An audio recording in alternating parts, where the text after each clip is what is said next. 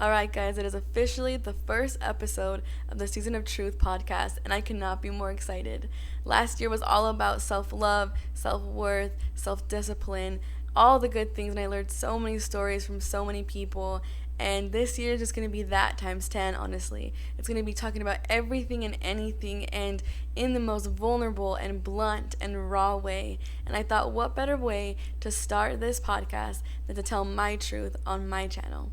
So, if you guys are ready for some raw, vulnerable content, I'm going to explain to you guys how I became me, what I went through in my life, things that I honestly never talk about on social media because I don't feel like I don't want that perception of me to be switched. I don't want people to start to pity me or to empathize for me, but I feel like for once in my life, I'm so ready to tell my story. I'm ready for you guys to understand who I am, where I came from, and how I'm just like everybody else. How I struggle on the daily and how I cope with it, or how I became me. How I became this version of myself. And I think that I have procrastinated or honestly just put off me telling my story because I've just been scared that people will see me differently, which is not the truth. Everybody has a background. Everyone's been through everything. Countless of trials and countless of traumas and scenarios that just didn't go the way that you wanted, but I feel like mine's never been shined on any of my social media accounts. But today we're going to change that. So that being said, I'm just going to get right into it and tell you guys a little bit more about myself, and I hope that some of you guys can relate to me, and if not, you guys could just get to know me a little bit better. So let's get started. Okay guys, I'm going to be so honest. It has taken me probably 20 takes just to get this right, just to get this episode rolling, and it's just fear. I'm scared of exposing myself to the point where if I post this, if I release this episode, that means everybody's going to know a little bit more about me, which is the point of this video, right? This is the point of this podcast. But it scares me because I'm like, do people need to know this? Like, do I really want to share this? Do I really want to speak on it? And it's not something that I am forcing myself to do in any means. I feel like it's just, I wanted to make this video so many times last year, and it was always, I just wasn't ready. I wasn't ready to talk on this. I wasn't ready to be real. I wasn't ready to really speak my truth and have people relate to me, because I feel like I have this fear that people will either not understand or people will think that I'm playing the victim card, all the things, all the overthinking thoughts, and it's scary.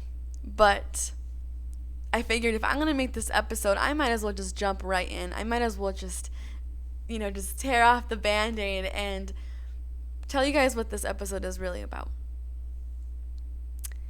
So, the truth is, from the ages 6 to 15, I was sexually abused by somebody who was very, very close to me.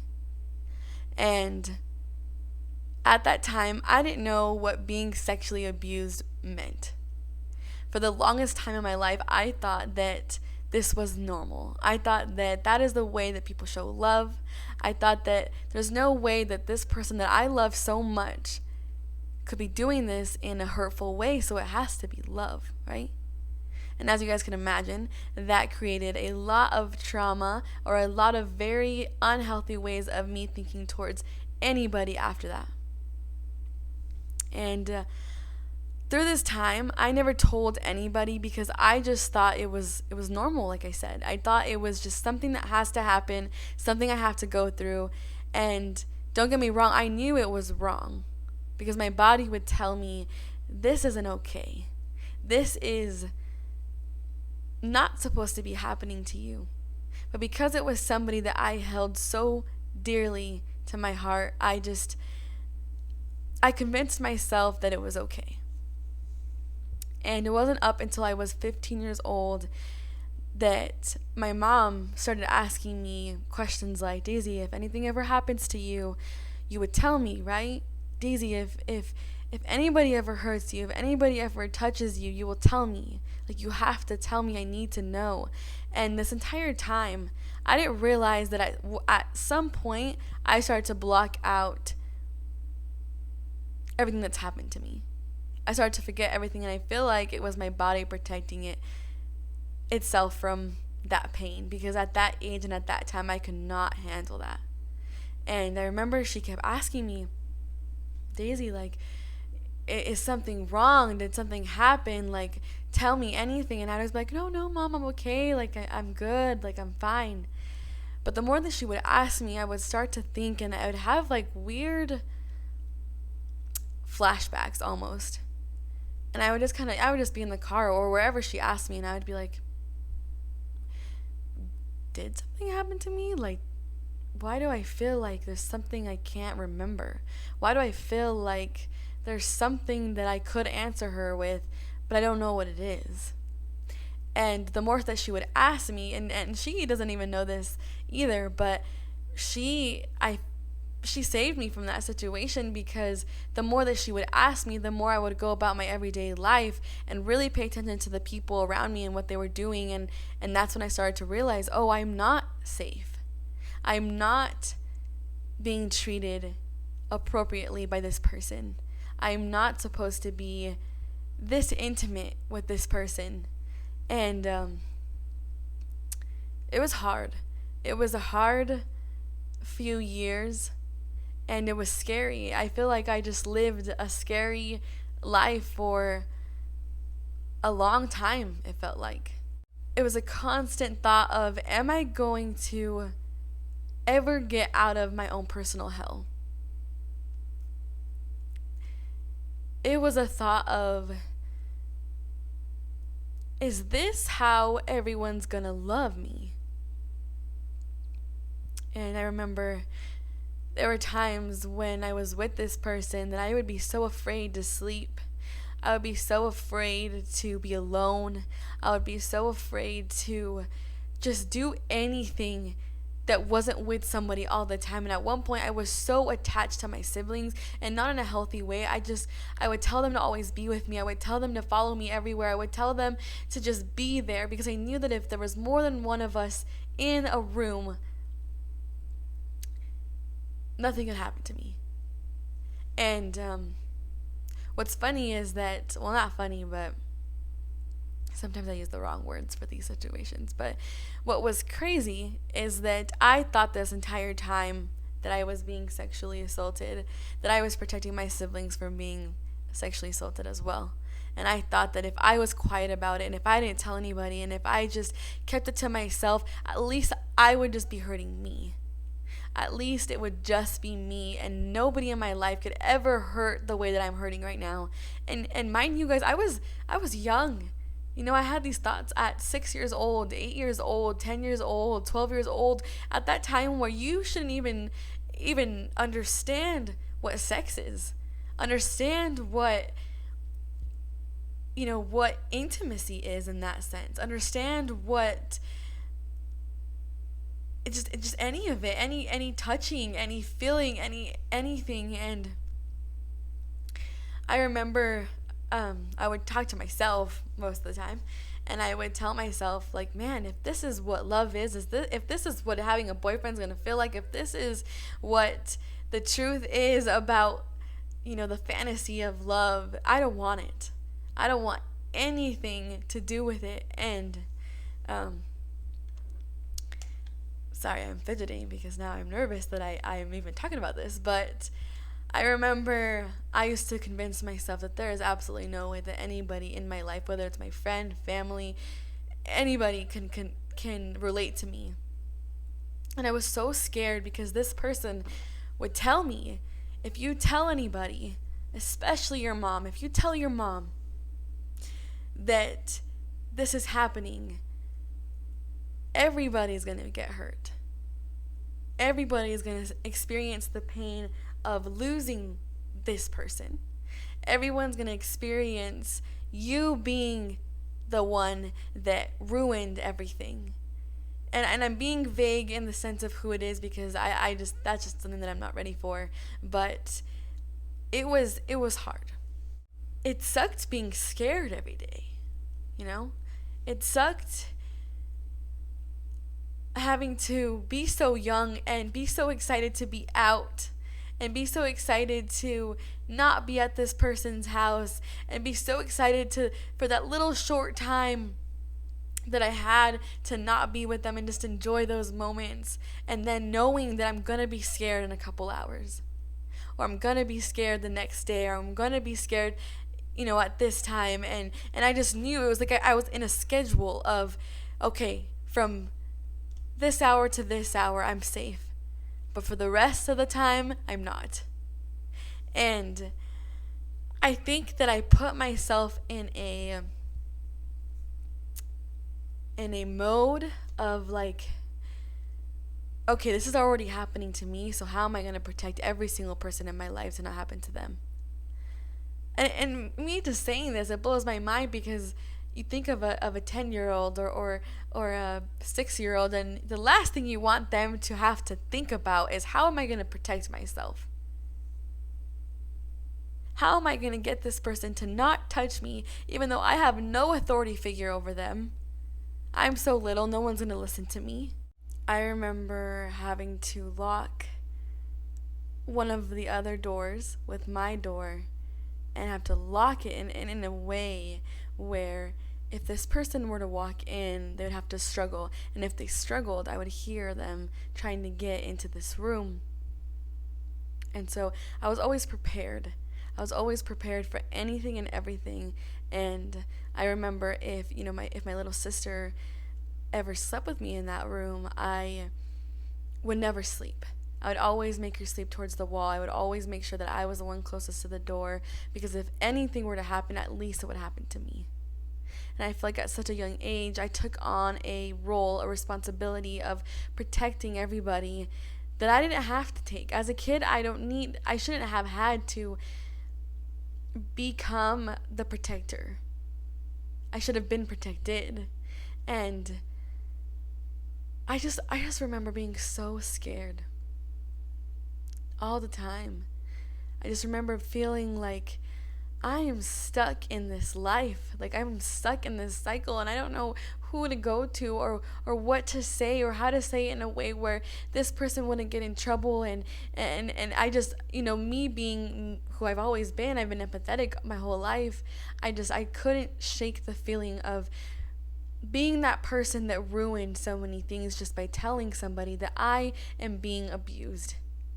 That every single day somebody is looking at me that shouldn't be looking at me in that way, and is touching me in a way that they shouldn't be touching me, and is making me feel like I am just another object to them, just another thing that they can get their hands on, just another temporary satisfaction for them. And the older I got, I started to think like, man, like, how broken can someone be to do that to me? Like, what did I do? What did I say? What did I do to get you to hurt me that way? Like, I would never hurt you. I would never hurt anybody this way. So the fact that it was happening to me, I asked God, like, why? Like, why did you put me in this life? Why did you allow me to experience this? And that's when I started to have these thoughts of like, man, like, God, if you're real, why are you hurting me so bad? If you're somebody, you're almighty, and you're somebody that, created everything in this world, and you knew my life before I was even born, why did you willingly put me in this world to experience that? I remember experiencing another one of my close family members be sexually abused by somebody else that was close to us. And I remember being there, and that was the first time that I had seen it other than myself, but at that point I blocked it out. And I remember I was there, and I was whispering to this person. I was like, what's going on? Like, why are you allowing this person to touch you like that? Why are you just laying there? Why aren't you saying anything? And I was crying, but also whispering because I was so scared. And I remember that was the first day that I realized my life's a little messed up. I don't have a picture perfect life anymore. I never did. but I thought that I did, and this is the point where I was like, you know what, maybe not. Maybe I'm more broken than I put myself out to be. I've always tried to be that person that is the light in every room. I love to be, that happy person that brings positivity to every single situation, that helps somebody understand why something could be happening, and if it is the worst thing possible, to try to find some way to get them through it.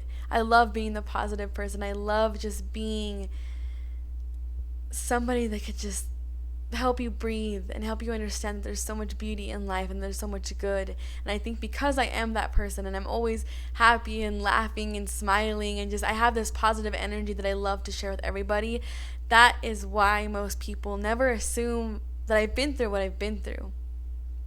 And it's been interesting because I love being the positive person, but also sometimes I'm like, if only people knew, If only people knew how much pain I had to endure to be this calm, to be this happy, to be this positive or optimistic or wise or whatever the word is. It wasn't just handed to me, I didn't just grow up in a perfect family that did no wrong, that did nothing that was out of the ordinary. This person that sexually abused me was also on drugs, crystal meth to be exact, and it's crazy because it's that fear of being sexually assaulted, but then it's also that fear of somebody being on drugs and being around you. I remember I used to hear this person screaming and yelling and just talking, like just spitting out just words of evil, and I knew they were evil. I could just feel it in my bones, and it was because this person was on this drug that just completely took over their body. And I don't know what anybody on here believes, but I do believe that there's such thing as demons, and I feel like this person was filled with them. So many demons just trying to take over and trying to just corrupt this person's body, this person's mind, this person's life. And even through everything, even through, being going through what I went through and being surrounded by people that are drug addicts and being surrounded by people on other parts of my life that were alcoholics and being surrounded by poverty and surrounded by all the things, anything that you could think of, honestly, anything. I've experienced one way or another, and I think that's why I'm so passionate about saying that wisdom doesn't have to come with time, with age, or experiences don't have to come with age. You don't have to be 40 years old, 60 years old to be able to say, oh, I can actually give you advice on this because I've lived so long that I could give you my 2 cents. I think it has to do with experience. Because I could be 22 years old and experience the same amount of pain and trauma that somebody that is twice my age.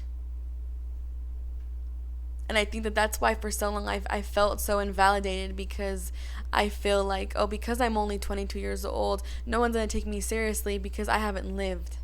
I haven't experienced that much. But let me tell you, I feel like I've experienced a lifetime. It's been a crazy 22 years, to say the least. What's crazy is that at the time that this was all coming to light, me telling somebody that I had been sexually abused, that was around the time that my parents were getting a divorce. And that already was traumatizing as it was. And not only were my parents getting divorced, but then I told my mom that I was sexually abused by this person, and she almost lost it. She was so sad. She was so depressed, so anxiety filled. I remember feeling guilty that I told her, because I was like, if I would have kept my mouth shut, everything would be okay. If I would have just kept my mouth shut, nobody would be in pain, except for me. But that didn't really matter in the big picture of everything, right? What's one person's pain against everyone's pain? If I can save everyone but me, I would take that chance. At that point in my life, I had hit rock bottom. I remember being so drained. I was so depressed. I was so angry. I was so just gone that I remember I got to the point where I was like, you know what? What is the point? What is the point in my life right now? Nothing is going right. And this is not me trying to be like, oh, like this is what I went through. Like, let me tell you what I went through. None of that. This is why I never shared it for so long, because I don't want that to be a defining factor of me and my personality. I want it to be an experience, yes. I want to be able to say, I never always had it all butterflies and roses and unicorns. Never had it that way, actually. But I want to show people that I am living proof that I can go through the trenches and still come out positive and happy and optimistic on the other end. And still have faith that there's good in this world, good in people, good in everything. There's light everywhere. And that's why I think that I love to be that happy friend, that happy person, that optimistic person in anyone's life, because I never, ever want to be the reason that somebody's experiencing pain. I never want to be the reason that somebody is sad, that somebody is depressed, that somebody is hurting. I never want to be that factor for that person. So I always promised myself that I would never ever stoop so low to be like any of the people that have hurt me in my life. I refuse to be that person. Because me becoming as evil as the things that I've experienced only makes me that much worse. Because I gave in to that life. I gave in to that evil. I gave in to those demons. And I refused to. I wanted to share my truth because I know there's going to be somebody that can relate to me. There could be somebody that's going through what I went through right now. And if that is you, I want to just tell you, there is going to be light at the end of that situation, at the end of that experience. And it is okay to tell somebody. The last thing I want is for somebody to be experiencing any of those situations that I just said and be doing it alone. Now, this isn't me trying to trauma dump on you guys, and I hope that whoever is listening is very cautious about what they are hearing. And if it triggers you at any point in this video, I hope that you guys logged off, and I completely understand, because it is a traumatic experience for me, and it is a triggering conversation for most people, because most people, whether you want to believe it or not, has been sexually assaulted, whether it's by a family member, a close friend, a schoolmate, a best friend, whatever it is. It is unfortunate, and it makes me sick to my stomach how many people I know will be able to relate to this. But I wanted to put light on my story to show anyone who's listening, that their story deserves to be heard just as much as mine. That they need to speak up, and they need to be their voice. And if they can't right now, if you cannot speak up right now, let me be your voice. Let me help you be that much closer to asking for help. Even if it's me that you come to and you don't even know me, I don't even know you, I don't care. Being sexually assaulted is not okay. No matter who is doing it to you. And know that in any situation, if anybody ever touches you inappropriately and you never gave your consent, that is not okay. Because I feel like for a long time growing up, I used to say, well, at least I wasn't sexually abused this way. At least I wasn't sexually abused in the worst possible way, so really it's not that important. So really I don't really need to talk about it. So really I can't really be that affected. I can't be that traumatized. I can't be that upset. Because at least I'm still alive. At least I wasn't hurt too bad. And then I fall into that comparison game of, well, somebody has it worse. Somebody experienced it worse. But what I didn't realize is in that moment, I was invalidating my feelings towards the situation, which then meant that I just numbed myself to the idea that I needed healing. That I need therapy. I need help. I need to address my problems. I need to address my trauma. And I need to be productive and do something about it. because nobody tells you that. It's not something that most people talk about because everyone just decides to hide it. Everyone just decides to not speak their truth because there could be a lot of scenarios, but in my case it was not wanting to expose the person that did it to me. Not wanting to hurt them even though they were hurting me. This is just such an important topic because it happens all the time. Whether it's sexual assault, whether it's having family members or people in your life that are addicted to drugs, addicted to alcohol, all of those things are scary. And every single one of them, you are allowed to feel the way that you feel towards them, and nobody can tell you otherwise. And I hope that out of me telling a very vague, not too deep description of what I've been through, you guys can understand why I strive to be a light. Why I strive to motivate and to inspire and to be wisdom to anybody and everybody. Because I refuse to be any more evil in a world that is already corrupt. That's just not me, and that's just not who I will ever be. But that being said, this first episode of the Season of Truth is coming to an end.